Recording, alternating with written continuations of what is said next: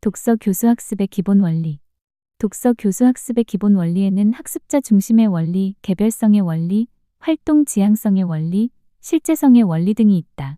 첫 번째, 학습자 중심의 원리의 의미 구체화. 학습자 중심의 원리는 독서를 교사가 텍스트의 의미를 설명해주고 학습자가 이를 받아들이는 활동으로 보지 않는다. 독서는 학습자가 텍스트와 상호작용하면서 자신의 기존 지식과 경험을 바탕으로 의미를 재구성해가는 능동적 인지 과정이라는 인식에 기초한다.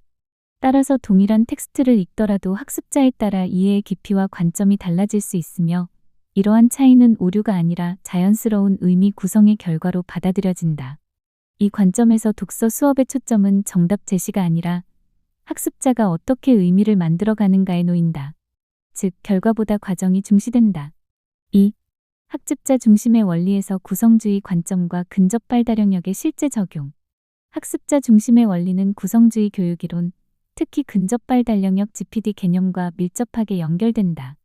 근접 발달영역이란 학습자가 혼자서는 해결하기 어려운 과제라도 성인의 도움이나 또래의 지원이 주어질 경우 수행할 수 있는 영역을 의미한다. 이를 독서 수업에 적용하면 학습자가 텍스트를 완전히 이해하지 못하더라도 교사의 질문, 힌트, 읽기 전략 제시와 같은 중재가 제공될 경우 의미 구성에 도달할 수 있음을 전제로 하게 된다. 따라서 교사는 텍스트의 해석을 대신 제공하는 사람이 아니라 학습자가 스스로 이해에 도달하도록 사고의 발판을 제공하는 조력자가 된다. 예를 들어 교사는 이 문단의 주제를 뭐라고 말할 수 있을까? 앞부분과 연결되는 단서는 어디에 있을까? 와 같은 질문을 통해 학습자의 사고를 특정 방향으로 이끌되 해석 자체를 대신 완성해 주지는 않는다. 3. 교사 역할의 변화, 설명자에서 중재자로. 학습자 중심의 독서 수업에서는 교사의 역할이 근본적으로 변화한다. 교사는 더 이상 텍스트의 의미를 전달하는 설명자가 아니라 학습자의 이해 과정을 지원하는 중재자이자 안내자가 된다. 이를 위해 교사는 학습자의 이해 수준을 지속적으로 진단하며 어떤 지점에서 어려움을 겪고 있는지, 어떤 전략이 필요한지, 어느 정도의 도움을 제공해야 하는지를 조절한다. 즉, 모든 학습자에게 동일한 설명을 제공하는 것이 아니라 학습자의 현재 이해 상태에 맞는 질문과 피드백을 설계하는 것이 핵심이다. 이러한 중재는 학습자의 사고를 대신하지 않으면서도 이해의 가능성을 넓혀주는 역할을 한다. 4. 책임이양 원리와 자기조절학습의 형성. 학습자 중심의 독서 수업은 책임이양의 원리에 따라 단계적으로 운영된다. 초기에는 교사가 읽기 목표 설정, 전략 사용, 이해 점검 과정을 모델링하며 적극적으로 개입하지만 수업이 진행될수록 이러한 책임은 점차 학습자에게 이양된다. 그 결과 학습자는 무엇을 목표로 읽을 것인지 스스로 설정하고 어떤 전략을 사용할지 선택하며 자신의 이해 여부를 점검하고 수정하는 자기조절학습 능력을 기르게 된다. 이는 단순히 한 편의 글을 이해하는 데 그치지 않고 이후 새로운 텍스트를 만났을 때도 스스로 읽기를 조절할 수 있는 독자 역량으로 확장된다. 5. 학습자 중심의 원리가 지향하는 독자의 모습. 결국 학습자 중심의 원리는 독서 수업을 통해 학습자를 수동적인 독해자가 아니라 능동적으로 질문하고 의미를 구성하며 자신의 읽기 과정을 통제할 수 있는 자율적 독자로 성장시키는 것을 목표로 한다. 이 원리가 실현된 독서 수업에서는 교사의 말보다 학습자의 사고가 중심이 되고 하나의 해석보다 다양한 이해가 존중되며 읽기는 과제가 아니라 사고 활동으로 인식된다. 이 점에서 학습자 중심의 원리는 독서 교수 학습의 출발점이자 다른 교수 원리들이 작동하기 위한 핵심 토대라고 할 수 있다. 두 번째, 개별성의 원리. 개별성의 원리는 학습자마다 지식 수준, 읽기 능력, 흥미, 경험, 인지 전략이 서로 다르다는 점을 전제로 한다. 따라서 동일한 텍스트를 읽더라도 학습자마다 이해의 깊이와 방향이 다르게 나타날 수 있음을 인정해야 한다. 독서 교수 학습에서는 이러한 차이를 결손으로 보지 않고 학습자의 특성에 맞춘 읽기 경험을 제공해야 할 요소로 인식한다. 이를 위해 읽기 자료의 난이도 조절, 다양한 반응 방식 허용, 선택적 과제 제시 등이 필요하다. 개별성의 원리를 반영한 독서 수업은 학습자가 자신의 수준과 속도에 맞게 읽기를 수행할 수 있도록 하며 이를 통해 읽기에 대한 자신감과 지속적인 독서 동기를 형성하는 데 기여한다. 개별성의 원리가 독서 지도에서 실현되는 방식. 독서 교수 학습에서 개별성의 원리는 학습자마다 읽기 능력, 흥미, 배경 지식, 인지 수준이 서로 다르다는 점을 전제로 하여 이러한 차이가 수업 속에서 실제로 반영되도록 하는 데 목적이 있다.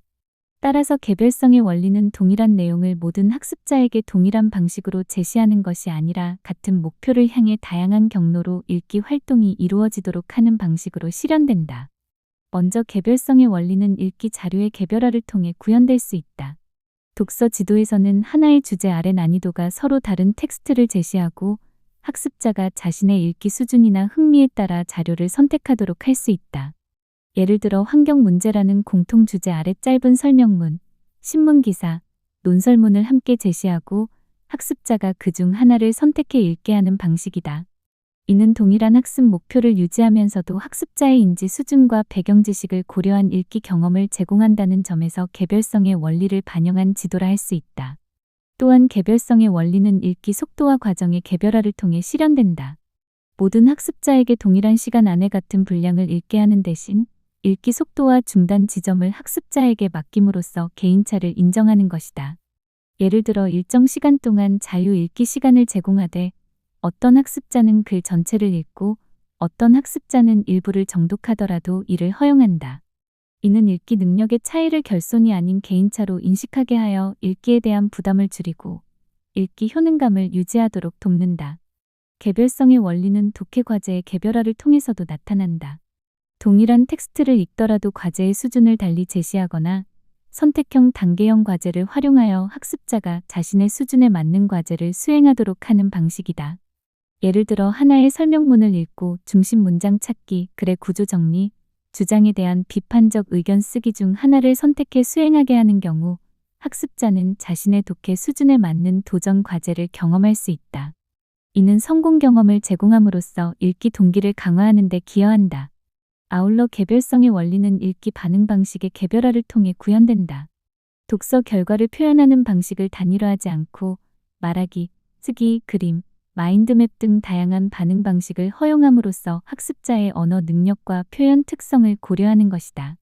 이러한 방식은 읽기 이해를 정답 중심의 결과가 아니라 학습자가 구성한 의미로 인식하게 한다는 점에서 개별성의 원리를 잘 반영한다.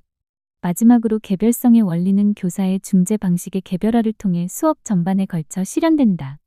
교사는 모든 학습자에게 동일한 질문을 제시하기보다 이해 수준에 따라 질문의 깊이와 방향을 조절한다. 예를 들어 이해가 어려운 학습자에게는 내용 확인 중심의 질문을, 이해가 깊은 학습자에게는 비판적 사고를 요구하는 질문을 제시한다. 이는 동일한 수업 상황 속에서도 학습자의 근접 발달력을 고려한 개별 맞춤 중재를 가능하게 한다.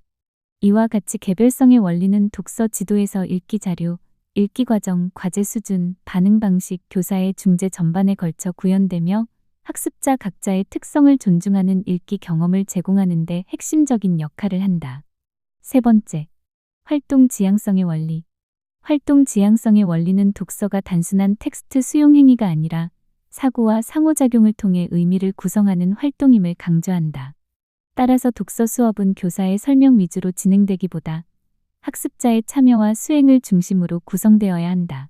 읽기 전에는 예측 질문 생성, 읽기 중에는 의미 확인 추론 전략 사용, 읽기 후에는 해석 공유 비판 확장 활동 등이 포함된 다양한 읽기 활동이 필요하다. 이러한 활동을 통해 학습자는 텍스트와 능동적으로 상호작용하며 읽기 과정을 스스로 점검하고 조절하게 된다. 활동 지향성의 원리는 독서 능력이 설명을 듣는 것만으로 길러지지 않으며 직접 실행하는 기능적 차원에서 학습이 이루어져야 한다고 본다. 즉, 직접 수행하고 경험하는 과정 속에서 형성된다는 점을 분명히 한다. 네 번째, 실제성의 원리. 실제성의 원리는 독서 교수 학습이 교실 안의 형식적 과제에 머무르지 않고 실제적인 읽기 상황과 목적을 반영해야 한다는 원리이다. 이는 크게 과제의 실제성과 언어 사용의 실제성으로 나누어 설명할 수 있다. 실제성의 원리에서 과제의 실제성. 실제성의 원리에서 과제의 실제성이란 독서 과제가 교실 안에서의 형식적인 문제 해결에 머무르지 않고 학습자가 실제 생활에서 글을 읽는 목적과 상황을 반영하도록 구성되는 것을 의미한다. 실제 독서 상황에서 독자는 단순히 글의 내용을 확인하는 데 그치지 않고 정보를 탐색하거나 문제를 해결하거나 판단과 의사 결정을 내리기 위해 글을 읽는다. 따라서 독서 지도에서는 글의 중심 내용을 쓰시오.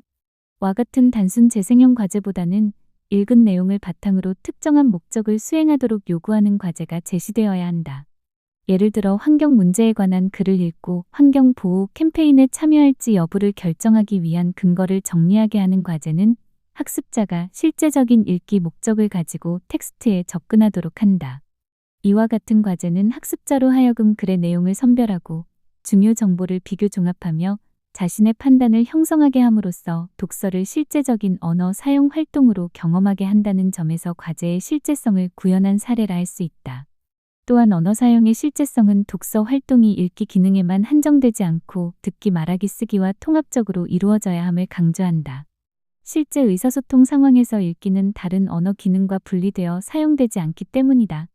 따라서 독서 수업에서는 읽은 내용을 바탕으로 토의하거나 자신의 생각을 글로 표현하는 등 언어의 통합적 사용이 이루어져야 한다. 이러한 실제성의 원리는 독서 능력을 학교 수업에 국한된 기능이 아니라 삶 속에서 활용 가능한 언어 능력으로 확장시키는 데 중요한 역할을 한다.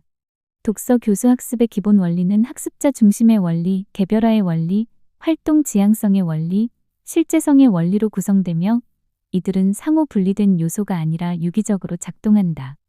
이 네 가지 원리는 상호 보완적으로 작용하여 학습자가 수업 안에서 점차 책임을 이양받으며 자율적이고 전략적인 독자로 성장하도록 이끈다.